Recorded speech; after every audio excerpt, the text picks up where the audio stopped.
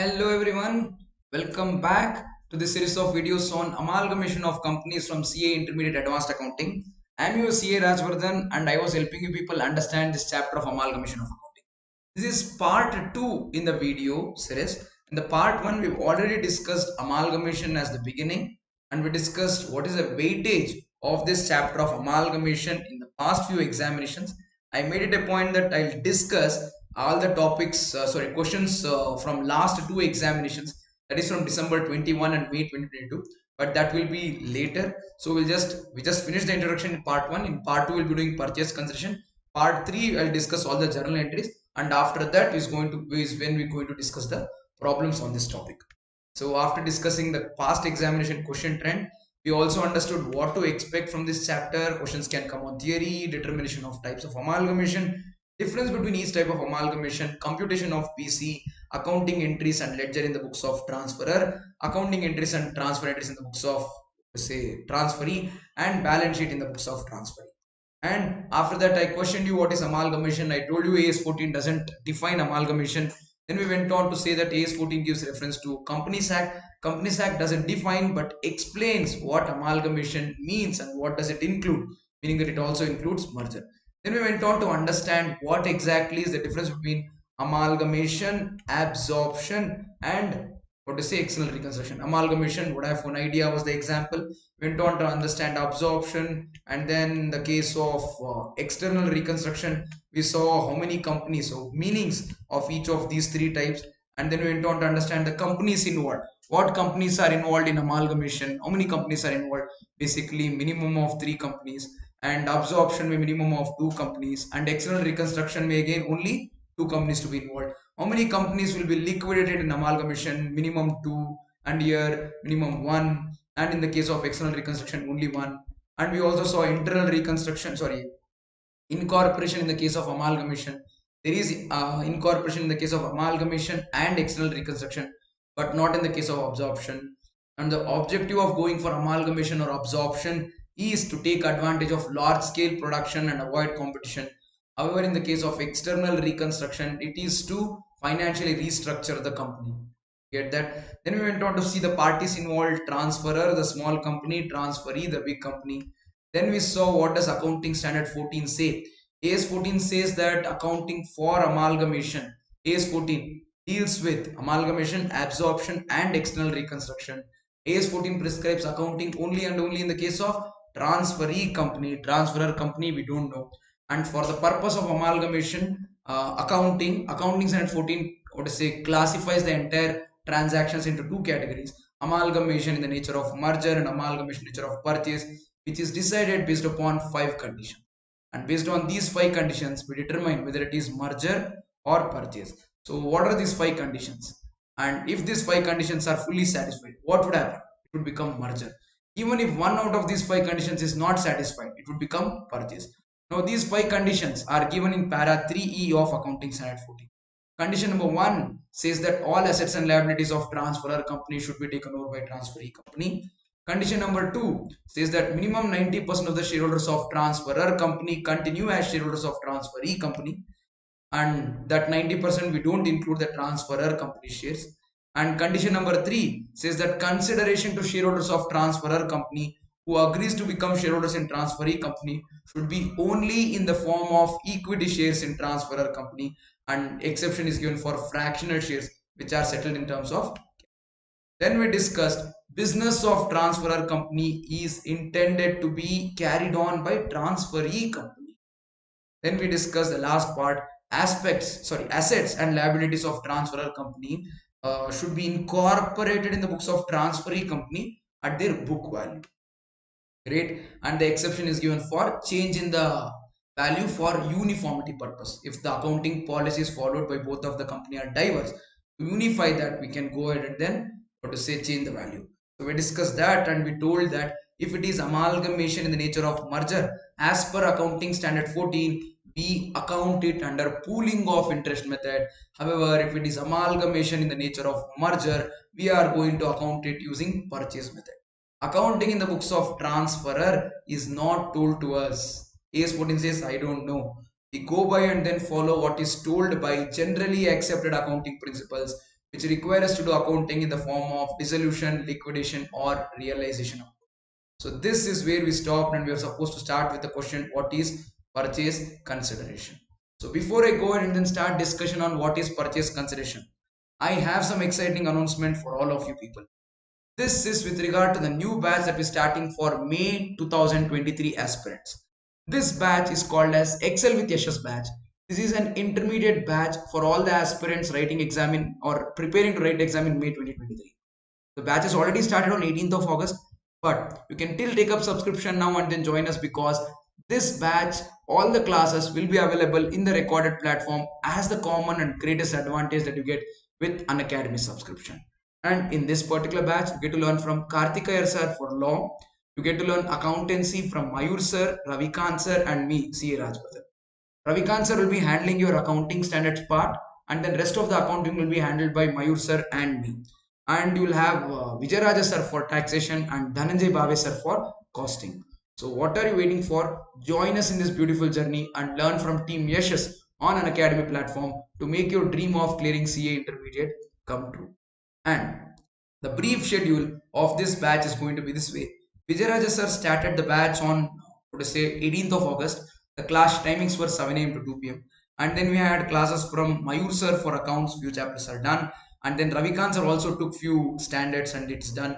And September 3rd say it's Dhananjay Bhave sir handling costing. And you also have your tax running simultaneously in this month. And I'll be taking my part of accounts in the month of October. And also we'll have Karthikayar sir's law classes in the month of October.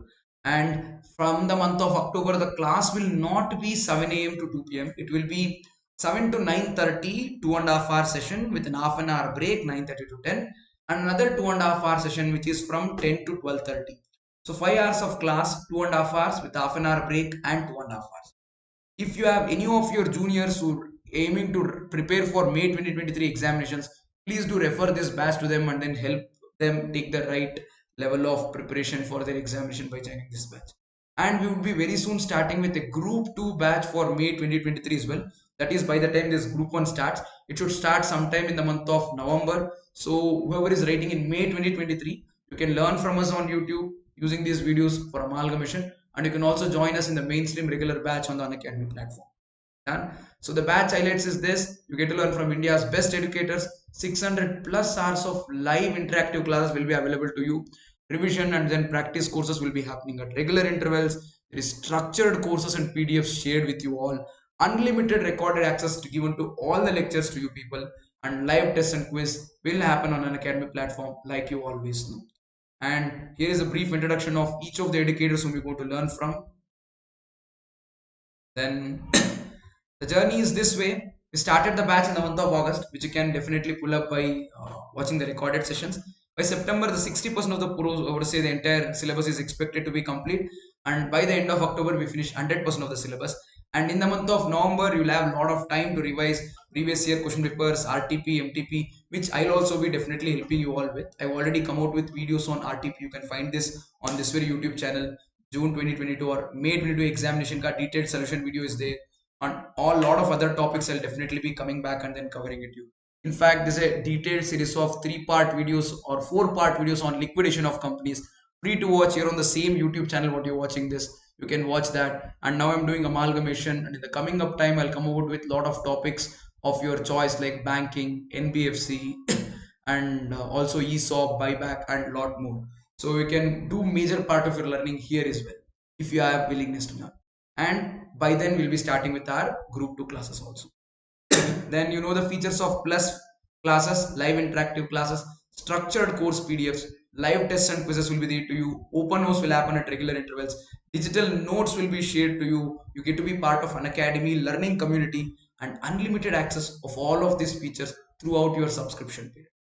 If you want more and you're not just happy with plus features, you can take up iconic subscription. And taking up an iconic subscription will give you certain additional benefits like one-to-one live mentorship, printed study material coming to your doorstep, and also doubt solving sessions which will help you ace your exams at a different level altogether and ensure that there is no doubts remaining to you at any point of time. See, we definitely take up doubts in the regular class when you text us. Now there is a raise a hand feature. Talk to the faculty and then ask your doubt. You can also send a screenshot of your answer book and then take doubts. We'll definitely answer it in the chat. Even in the comments to this video, if you drop in a doubt, I'll definitely get back to you. Or you come back to us on the community and then ask it out. We'll get back. Or on the official Telegram channel, if you ask that out, there also will answer. If you still want a dedicated separate doubt solving session, it is possible with Unacademy iconic feature. Coming to the pricing model. The pricing of the subscription is this way. The plus subscription comes at a cost of 37,000 for 24 months. 18 month subscription is 34,000 and 12 month subscription is 27,500. A 6 months subscription is 21,500 and 4 month subscription is 17,250. If you want to take up iconic subscription, this comes at a cost of 59,000 for 24 months, 53,500 for 18 months, 43,800 for 12 months, 35,300 for 6 months. This is not the price that you would have to pay, because if you take up subscription by 30th of September, you have an amazing offer running which will give you discount of 20% on the prices that I just showed you right now. But to avail this 20% off, you would have to use the code YESHAS, which is YESHAS. And using this code YESHAS will give you 20% off on the prices that I showed you. So, and the price hike is expected very soon. And maybe in the month of, even if you're not writing your exam in the month of November, please take up your subscription right now for May batch or the next November batch, because the subscription prices are at the lowest and you're getting additional 20% off by using the code YESHAS. If in case you delay your subscription, there might not be availability of 20% discount price in the future, and the prices are going to get up and then go little higher than what it is right now. Take the maximum advantage. Before I go any further ahead, one last important thing for people who are writing their examination in November 2022, there is evaluated test series that's happening, using which you can test your preparations. Yeah, so 30, 60 and 100 marks, the level is going to increase unit wise, chapter wise, and 50% of the syllabus, 60% of the syllabus, that way. So you can take up this evaluated test series wherein the question paper will be set in the ICA pattern, corrected by skilled people, and they're going to give you detailed comments as to what exactly is the place where you're lacking. And monthly test is also conducted for every particular subject, and the choice with learner to solve the paper within 72 hours. It's not like I schedule it 2 o'clock on October 5th and you'd have to write at that time. We'll have 72 hours time frame, technically 3 days time frame for you to go back home, read the question and then get back with your answer. Yeah, once you solve it, you need to scan that and then upload your answer, and within 7 days it will be evaluated and the answers will be shared to you with feedback. The detailed answers, suggested notes with working note, and the feedback to your answers will be given to you to help you become better from you being good, or in fact you might end up becoming the best. So that's it. That's the tagline for evaluated test series. Test to be the best. That's with regard to this one. So what are we waiting for? Let's get back to amalgamation.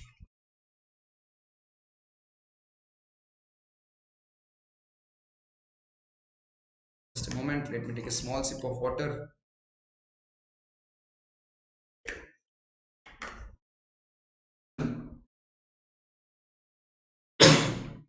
So hello guys, we were discussing amalgamation in the previous video.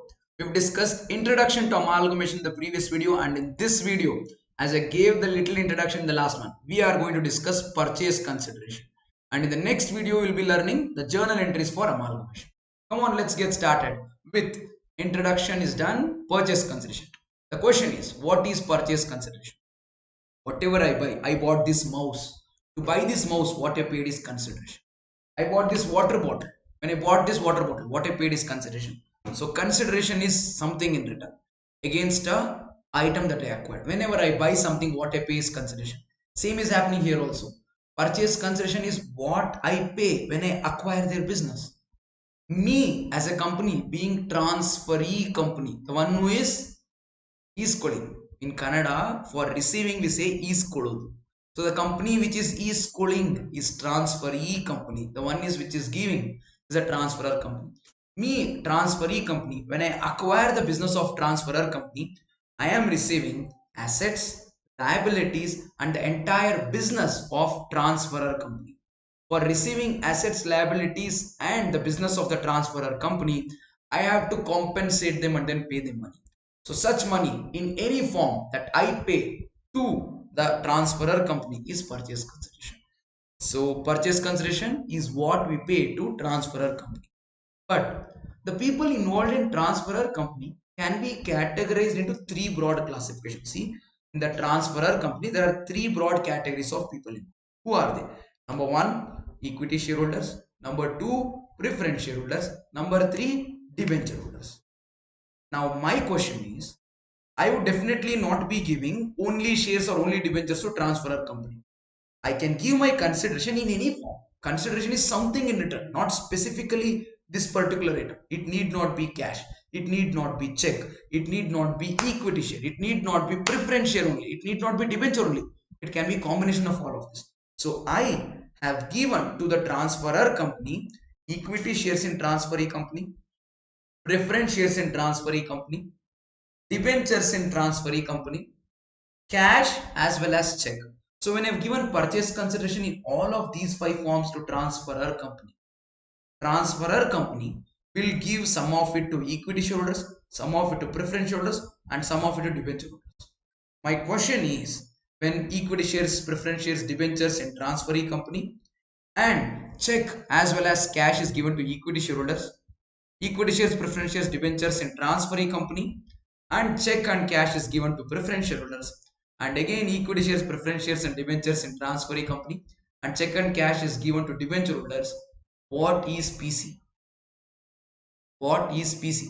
Is everything given to every other person PC, or is it the things given to only equity shareholders PC, or is it the thing given to equity shareholders and preference shareholders that is PC, or is it like what we give that matters, like only equity shares given, whether it is to equity shareholders, whether it is to preference shareholders, or whether it is to debenture holders? Is that PC? That is the question. A lot of them don't take a pause here and then understand this concept, go down to do even problems on amalgamation and also clear CA intern, but they don't really have the clarity on what is purchase consideration. Life is not always a 14 marks question, my friend. You might survive the examination, but in the life you might get stuck at point. So let's have some conceptual clarity on what is PC. To summarize the question that I'm asking you, it's very simple. My question is it what we give that matters, or is it to whom we give that matters? Let me rephrase my question. Let me repeat my question. Is it what we give that matters, or is it to whom we give that matters? Is it like what is given to these people is PC, irrespective of what you give? Or is it like, no, to whom we give doesn't matter. What are we giving? If we are giving shares, it is PC. If we are giving debentures, it is not PC. Is it that way? I want you to think, take a pause, take a deep breath, think, write down the answer on the paper, and then listen to my explanation. Did you write? I hope you did. Now let me tell you. What matters is to whom we give and not what we give. What does matter? What matters is to whom are we giving and not about what are we giving. So if you are giving it to equity shareholders and giving it to preference shareholders of transferor company, the small company, no matter what you give them, whether you give them equity shares, you give them preference shares, you give them debentures, you give them check, you give them cash, it is still PC. It is still PC. But to debenture holders of transferor company, no matter what you give, it is never PC. So it's about to whom are you giving, not about what you are giving. Even if you give debentures to equity shareholders of transferor company, it is PC. But if you give equity shares to debenture holders of transferor company, not PC. Why? Hey, you acquired their business, you acquired their assets and liabilities. So what you give is PC. Right? You are acquiring their business. Transferors, assets, liabilities, and business is what is acquired by transferee. So whatever purchase consideration is given by transferee is to transferor company's owners, the one who owns those assets, one who is liable to pay those liabilities. Are debenture holders owners of assets? No, incorrect. Assets, liabilities, entire thing. The ownership is with shareholders. Now don't bring this concept of equity shareholders are the true owners. What? Preference shareholders are false owners. Huh? No, preference shareholders are also owners. Preference shareholders are owners with preferential rights when it comes to distribution of dividend and repayment of capital. When everyone is standing in queue to collect dividend and to collect money on capital, that is redemption of shares or buyback. Buyback is not possible with regard to preference shares. We call it redemption. Redemption is not possible with regard to equity.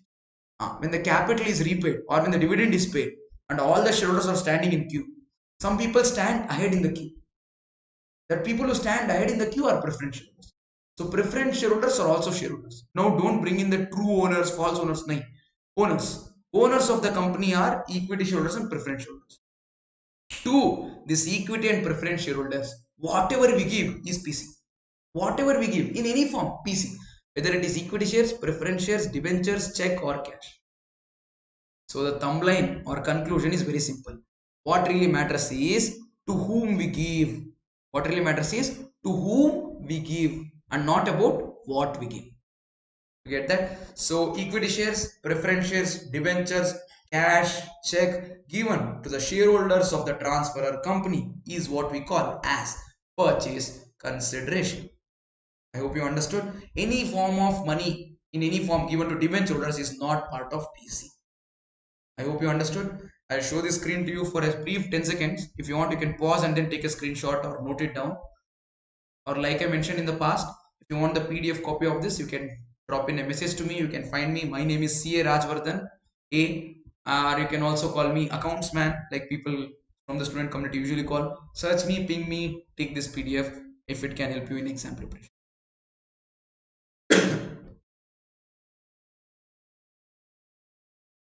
Yes, I hope you have. Come on, let's get going. Now we'll talk about computation of purchase consideration. How to compute purchase consideration? There are several forms or several methods of computing purchase consideration. The first one is called as lump sum method, or I'll also call this as student's favorite method. Lump sum method, what happens is like you pack all the money into one bag. No, they will tell this much is PC. The question all by itself will say PC is 14 lakh, PC is 25 lakh, PC is 30 lakh. They will tell it is computed, agreed by transferor, transferee, and if you see examination perspective, this lump sum amount is mentioned and then shared to us by way of a clear mention in the question. That is lump sum method. So under this method, transferee company agrees to pay a lump sum or fixed amount to shareholders of transferor company. Need not be in cash. Need not be in cash, but lump sum amount is told to us, and this money is to be paid by transferee company to transferor company. Got that, guys? What do we have next? What do we have after this is second method. This is called as payment method. What is it called? Payment method. Under payment method, they will not tell the lump sum amount, but they'll tell various forms in which we are paying. They'll tell these many equity shares are given at this rate. These many preference shares are given at this rate. These many debentures are issued at this much premium. This much of cash is given. These many equity shares are given in transferee company for these many equity shares which are there in transferor company. So they'll give that ratio. For 3 shares in transferor, you will get 2 shares in transferee. For every 1 share in transferor, you get 2 debentures in transferee. For every 1 share in transferor, you get 10 rupees cash. So they'll give various modes and forms of payment. So we will take these modes and forms of payment which is given in English, compare it with the transferor's balance sheet and then multiply or exchange ratio. You basically compute. Total them up, that is nothing but lump sum amount as PC. You get that? So if they give the total, it is lump sum method. If they give the breakup, it is payment method. Sometimes it can so happen that they'll give payments, you would have to find total. Sometimes they'll give total, you might have to actually find breakup of that payments. You know why? When we go down to discuss accounting entries, which we're going to do in the next video, you would need the split. If you don't know the split, how can you pass the accounting entry? So lump sum method and payment method are like brother and sister. They go together. You get that? So payment method. Various forms and modes will be told to us and we'll find the total piece. Have a look. Under this method, details of payment made by the transferee company to equity and preference shareholders of the transferor company is provided. And we basically compute the total PC. Let's now go to the third method. Third method is called as NATO method. Sir, NATO we read in social science at 10th. No, no, no. This is different. I call it NATO. The expansion or the abbreviated form is net assets taken over method. What is it? Net assets taken over method. So there we go. We have the next method, net assets taken over method or net assets method, NAM or NAT. What is this? Transferor company's assets, liabilities and business is taken over by transferee. When we're taking the asset, we keep one paper, we keep one pen. A land and building. Okay, a land and building, I'll take it 15 lakh. Next, what do you have? Plant and machinery. Okay, 8 lakh. Motor vehicle. See, all Gujari type it is 1 lakh. Then what do you have? Plant, furniture. Okay, furniture. 50,000. So, like this, they'll note down the prices, agree the prices at which the transferee and transferor are willing to exchange these. Transferor also will have say, transferee will say, furniture will rate 50. Then transfer will say, hey, 50 is very less, yeah. I can sell it on OLX for 60,000. Transferee will say, 55. Transferor will be like, okay, 55. So they agree upon the value like this. So this agreed value of assets will be written total. That is not net assets. That is total assets at agreed value. Then liabilities of the transferor company will also be written at agreed value. Less creditors, bills payable, bank, or everything they'll deduct. Then what we arrive at is net assets. Meaning net assets at agreed value taken over by transferee from transferor. In this net assets computation, certain assets can be left out. Now transferee doesn't want to take that land and building, or transferee doesn't want to take that plant and machinery, or doesn't want to take that furniture, or transferor is not willing to sell that land and building. They are selling the business, but they'll retain that land. Is that possible? Very much possible. Sir, but doesn't that make it amalgamation in the nature of purchase? Yes. If you remember 5 conditions that we discussed in the last video, if you have forgotten, you can go back to part 1 and then see that all the assets and liabilities of transferor should be transferred to transferee. If any asset is not transferred by transferor or not taken over by transferee, it becomes amalgamation in the nature of purchase. That is okay. But all the assets taken over by transferee company at the agreed value less liabilities taken over by transferee company at the agreed value, if you do, you get net assets taken over. They say this is PC. This is PC. That is net asset method. Or they say NATO net assets plus 1 lakh is PC. Net assets plus 1 lakh is PC. Whatever net assets you compute, you need to pay that plus 1 lakh. Like auto driver asks, no, sir, meter mele 10 rupees. Like that, NATO mele 10,000.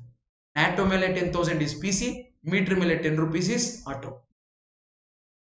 I hope you understood that. So that's how net asset method works. Get this? Very good. And just to hit upon what we already discussed, when you take over these assets at agreed value, what will happen? सोचा है क्या तुमने क्या कभी सोचा है ये क्या सभी सोचा है सोचा नहीं तो सोचो अभी. The question is, under net assets taken over method, transferee company will take over the assets and liabilities of transferor company at agreed value. That is the value other than book value. When you take it over at a value other than book value, what will happen? You can answer.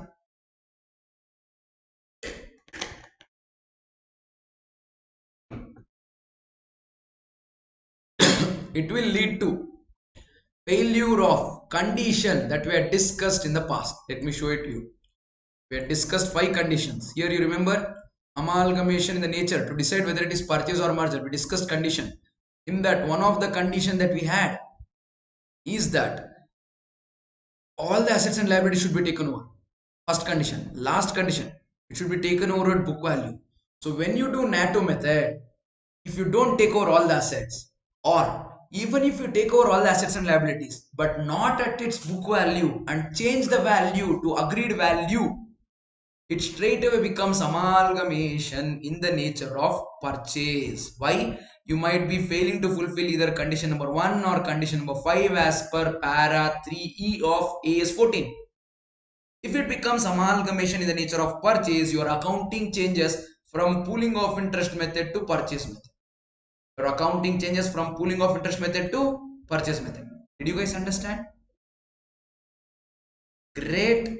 Quite happy the fact that you remember. If you have not watched part 1 My request to all of you will be, please do go back and then watch part 1 of amalgamation. It is there right before this video. It's a very interesting one and it's going to make you conceptually very strong. Got that, guys? So going back, this is net asset method. So net asset method में PC is computed as agreed value of assets minus agreed value of liabilities taken over. See here. Under this method, consideration to be paid by transferee company, very good, is arrived based on the value of the assets less outside liabilities of transferor, small company, taken over by transferee company. That is under third method, which is net assets method. Then we have the last one, method number 4, computation of purchase consideration. What is fourth method? This is called as intrinsic value method. What is it called as? Intrinsic value method. You can also call this balance sheet approach or balance sheet method. What is this? Now, to understand this, you need to go for a little backstory. Whenever you go for merger, one company is liquidating and the shareholders of that company should get shares in the other company. Agreed? Whenever the shareholders of transferor company gets the shares of transferee company, how and what proportion do they get? We tell some ratio, no? Shareholders of transferor company, for every 3 shares held in transferor company, they get 2 shares in transferee company. For every 5 shares in transferor company, they get 3 shares in transferee company. They say this ratio. How do you arrive at this ratio? How do you arrive at this 5:3, 2:3, 1:2, or 6:8, whatever ratio? How do you arrive at it? Now, throughout, when we did lump sum payment net asset method, which company's balance sheet are we taking and then taking assets and liabilities and then valuing? Throughout, we are valuing assets and liabilities of transferor company. Transferor company is getting liquidated or it's being taken over. So we value the assets of transferor, we value the liabilities of transferor, we deduct the value of assets of transferor from the value of liabilities of transferor. Then we'll understand the net asset value of the transferor company. Are we giving cash to transferor company? Assume the transferor company's net value comes to 10 lakh. Are we giving 10 lakh cash? We're giving 10 lakh cash, good.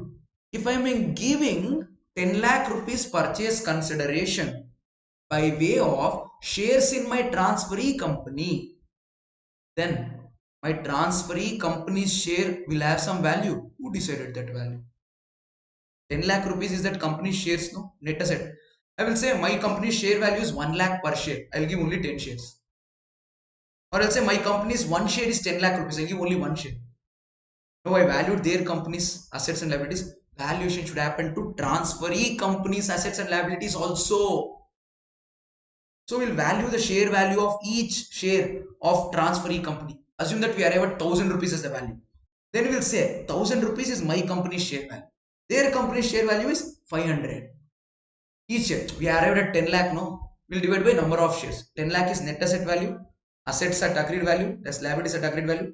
If you deduct, you'll get net asset value. Or in FM, you do NATESH, net assets available to equity shareholders. So you take that, you divide by number of equity shares of transferor. You get each share value of transferor. Similarly, we'll do for transferee. Transferee is each asset at market price minus each liability at market price. We get the net asset value per share. So we have per share value of transferee, per share value of transfer. We compare these two to arrive at the exchange ratio. If transferee companies each share is 1000 rupees and transferor companies each share is 500 rupees. So 2 shares of transferor is equal to 1 share of transferee. 2 shares of transferor is equal to 1 share of transferee. 500 per share into 2 shares is 1000. 1 share of transferee is 1000 into 1 is 1000. 500 into 2 is 1000. So for every 2 shares held in transferor company, we give 1 share in transferee company. This is intrinsic value method. There are interesting questions on this also which needs to be learnt in your exam preparation. The time permits, towards the end I'll do one more video in which I'll be discussing one question based on intrinsic value method. There's one nice problem called big and huge limited, big limited, huge limited. So, and there's one A limited, B limited question also. So I'll try and do one of the questions. If you have any other question on amalgamation which you want me to do, let me know in the comments so that I'll solve that question also. If you got that, guys, I've kept myself a target of 5 to 6 parts max, not more than that. That's about totally 4.5 5 hours for entire amalgamation, which you usually learn for 20 hours or 25 hours odd in the regular class. I'm gonna finish it up in this much, but give you 100% concept in depth, not like overview also. In depth conceptual knowledge with problem practice. Not all the problems, but I'll do 1 2 problems, which with which I'll explain the entire thing in those problems always. Got that, guys? Yeah, that's intrinsic value. In fact, I'll show you some recent happening that is there. Recent happening, HDFC, NBFC, HDFC, which is an NBFC, and HDFC Bank merged. So there was agreed ratio there given also. Okay, wait, fine, let me show.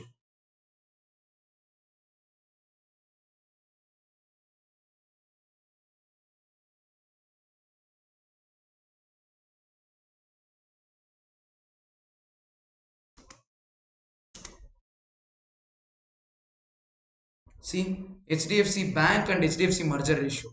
The share exchange ratio of amalgamation of the corporation with and into HDFC Bank will be 42 equity shares of face value rupees 1 each for every 25 fully paid up equity shares. So HDFC Corporation and HDFC Bank, my ratio was 42 shares for 25 shares. 42 shares for 25 shares. So 42 is to 25. Computing this ratio itself is a big task, which you can be doing in the future. And you people get to start working on this mergers and acquisition. People usually specialize in tax. People usually specialize in assurance, internal audit. So they specialize on one subject in the future, indirect taxes or something. Indirect taxes or direct taxes or transfer pricing. But let me tell you something. Just this chapter of amalgamation itself is a wing in lot of big fours and lot of big firms. They have one separate department in the firm called as M&A, mergers and acquisition, which exclusively deals only with amalgamations, mergers and corporate restructuring. So this chapter is not just 15-20 marks in your exam. This chapter can become your career choice also. Maybe post qualification for the date till the date you retire, you might work only in M&A department. Now, in fact, I had a student whom I had taught 2.5 years ago. A student of mine for foundation as well as inter. 2.5 years ago, when she cleared her inter, she had texted me asking, "Sir, I'm joining GT, but the vacancy is there only in M&A part. Can I take it up, like to specialization right in the beginning? Is it a good choice?" So I was so surprised. People post qualification think that they don't want to specialize immediately. They want to be master of, or say, a jack of all rather than being master of one.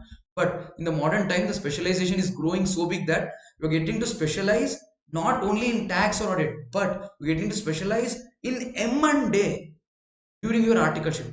So 3 years of M&A internship specialization in M&A. If you qualify, and then trust me, you have immense experience, you have such nice career opportunities going forward. You are very clear you want to get into only this wing, but it's not like you're trying a lot of jobs. You have very specific job portfolio to look at. But if you talk about the pay, if you talk about the exposure, if you talk about the expertise, if you talk about the need for that job that you're trained for, will be immense. Trust me, you'll be doing way nice and amazing quality work if in case you do that. So if anyone has this opportunity to work on M&As during your internship, go for it, boy. Go for it. Yeah, we were discussing intrinsic value method. Let's quickly finish that. Intrinsic value method, as I mentioned, it is with balance sheet. We find the balance sheet value. Under this method, consideration is calculated at intrinsic value of shares of the transferor and transferee to determine the exchange ratio. Get that? So once we compute this, we compare our net assets with PC. PC is what we give as a transferee when we take over the business of transferor. As a transferee, when you take over the business assets and liabilities of transferor, what we give them is purchase consideration. Let me repeat, what we give them is purchase consideration. What we get from them, assets and liabilities, net of it is called NATO. So what we get, NATO. Transferee perspective, what do we get, NATO. What we give, PC. They both should be equal. If in case what I'm giving is more than what I'm getting, or what I'm giving is less than what I'm getting, that difference is to be accounted. The difference is to be accounted. That difference will be either profit or loss. Profit here is capital profit, loss here is capital. If in case what I'm paying as purchase consideration is more than what I'm getting in NATO, I'm incurring loss, which is capital loss. This capital loss is called as goodwill. And if in case what I am getting is more and what I'm giving is less, my PC is less, NATO is more, it is capital profit to me. That will be transferred to capital. Let me repeat. PC is what I give, net assets is what I get. If I give more PC and get less value of net assets, transferee company is paying more than what it's receiving. Such amount what they paid more beyond NATO is capital loss to transferee, and it should be transferred to goodwill account. The benefit of it will be taken over a longer period. So we'll transfer to goodwill and amortize it over the next few years. You get that, you'll read in AS 26. If in case the PC that I pay is less and the net assets that I'm getting is more, net assets that I'm getting is more than the PC that I give, then I'm making profit. I'm making such profit will be called as capital reserve. Let me show this to you. Difference between purchase consideration and net assets taken over is what we're discussing. So if my purchase consideration is greater than NATO, I'm paying more, that is capital loss, which will be transferred to goodwill account. PC minus NATO is goodwill. In an alternative scenario, if my purchase consideration is less and what I'm getting from net assets of transferor is more, I'm making profit, such profit will be transferred to capital reserve. Get that? That's it. Now next in case we need to discuss journal entries, but before that let me show this to you. If anyone wants to take a note of this computation of PC but could not take note because I just scrolled through, I'll show this to you for 10 seconds. You can take a screenshot of this or write this down. I'll give a small pause, maybe of 10-20 seconds.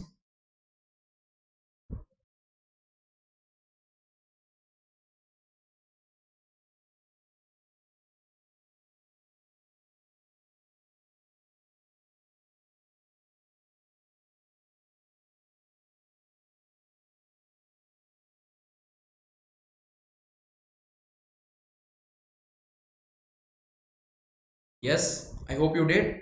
Next, I'll show you this part. You can take a small screenshot or note this down into your book. Difference between PC and NATO, how to deal with it.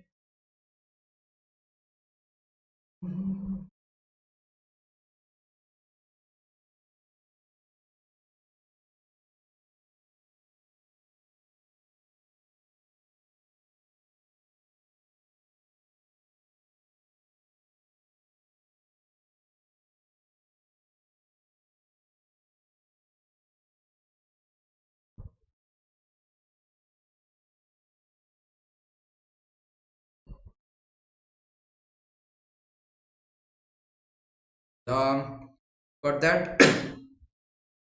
Fantastic, guys. So this is with regard to part 2 of amalgamation. Very soon you will be able to see part 3, in which I'll discuss the accounting entries in the books of transferor, accounting entries in the books of transferee, and how to prepare balance sheet after amalgamation in the coming up video. Will be very eagerly waiting to see you all in that video. I hope you will all join me and watch that video. I hope. And I hope you finish this part 1 and part 2 by then.